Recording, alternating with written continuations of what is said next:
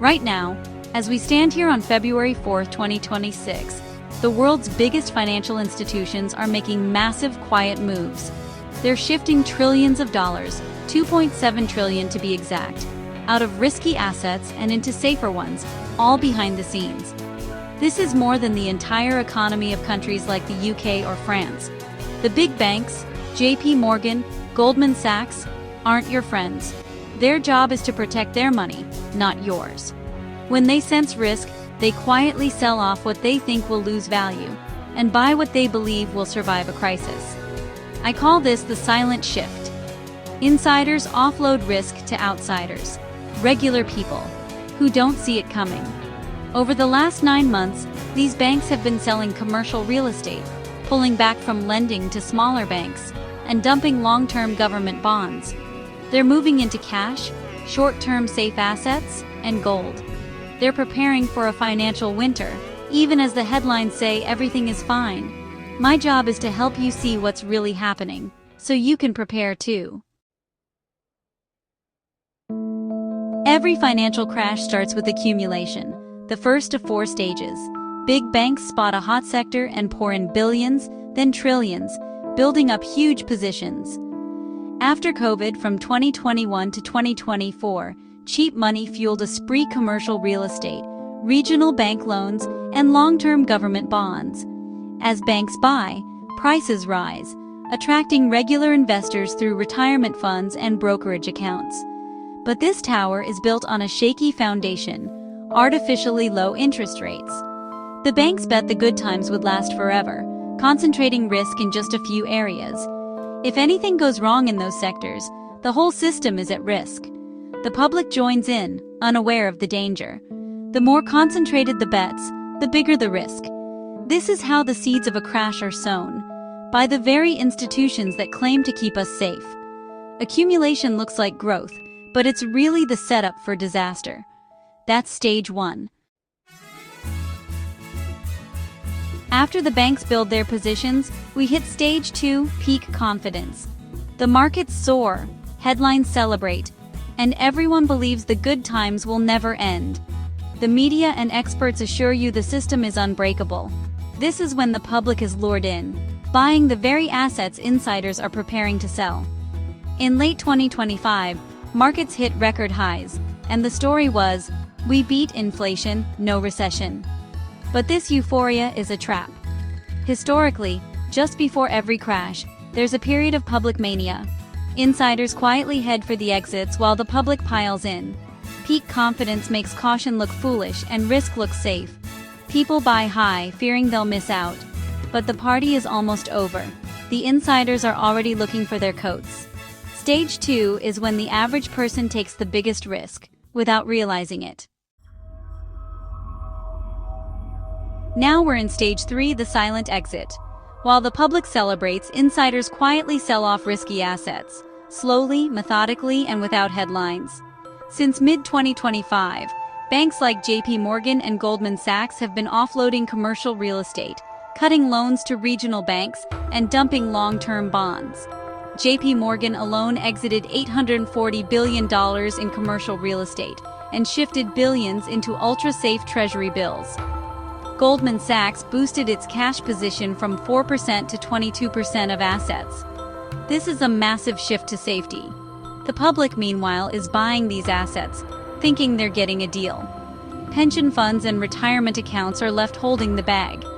The insiders are out, leaving the risk with everyone else. The headlines still say, "All clear," but the smart money has already left. The silent exit is the ultimate betrayal of the average investor. When the music stops, it's the public that pays. Stage 4 is collapse. The moment when the problems can't be hidden anymore. A big company fails, a bank goes under, or a market freezes, and panic spreads. Everyone tries to sell, but the insiders are already gone. Headlines shift from soft landing to crisis. The government scrambles, but it's too late to stop the crash. Asset prices plummet, defaults surge, and banks fail. The stock market can drop 30% or more. Jobs, savings, and homes are lost. The insiders return to buy up assets for pennies on the dollar. This is how they get richer after every crisis. For the public, it's a tragedy. For the insiders, it's a business opportunity. The cycle repeats, unless you learn to spot it. This four-stage cycle isn't new, it's the blueprint behind every major crash. In the 1920s, insiders accumulated stocks, then quietly sold before the 1929 crash. The public was wiped out, but the Rockefellers and Morgans bought up America's best companies for pennies. The same pattern played out in 2008. Banks loaded up on risky mortgage securities, then insiders like Goldman Sachs started selling and even betting against the market. JP Morgan slashed its exposure before the crash. The public was told everything was fine, until Lehman Brothers collapsed. Insiders survived and profited, while millions lost everything. The playbook never changes, just the names and dates. History doesn't just rhyme, it repeats. The lesson: watch what the insiders do, not what they say. So where did the $2.7 trillion go? It didn't disappear, it moved to safety. Banks sold risky assets and piled into cash, short-term treasury bills, and gold. Goldman Sachs boosted cash from 4% to 22% of assets. JP Morgan shifted billions into 90-day treasury bills, parking money, not risking it. A huge chunk went into the Federal Reserve's reverse repo facility, the ultimate safe parking lot for cash. Over $1.2 trillion now sits there, earning a tiny, safe return. This is a vote of no confidence in the economy. Banks also loaded up on gold. Goldman increased its gold ETF holdings by 340%. When the smartest players buy gold and hoard cash, you should pay attention. They're preparing for a crisis of confidence in the whole system.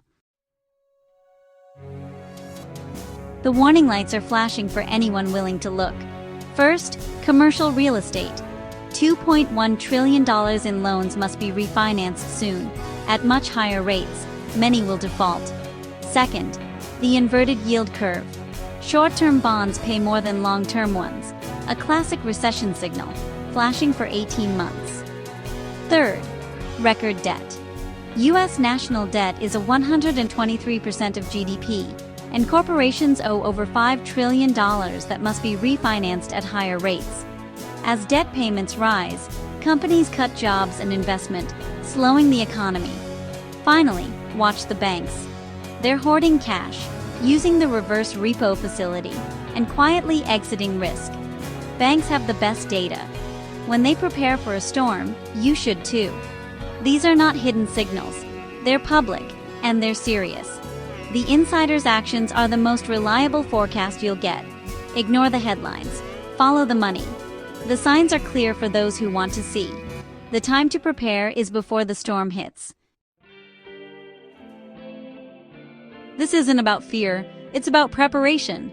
You can't control the big banks, but you can protect your household. First, get out of high-interest debt. Debt makes you vulnerable. Second, build an emergency fund, 8 to 12 months of expenses, in a safe, accessible account.